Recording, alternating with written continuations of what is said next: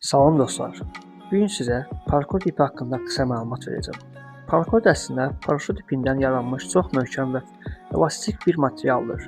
İlk olaraq hərbi məqsədlər üçün istifadə olunub, son illərə isə əl işləri və aksesuar hazırlandığında çox məşhurlaşıb. Parkourun əsas üstünlükləri yüngül olması, böyük çəkiyyət dözməsi və rəng çeşidlərinin çox olmasıdır.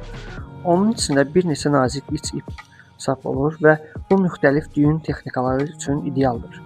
Bu ipdən qol bağlar, açarlıq, heyvanlar üçün tasma, kamp ləvazimatları və hətta fövqəladə hallarda istifadə üçün xilasetmə ipçiyi hazırlamaq mümkündür.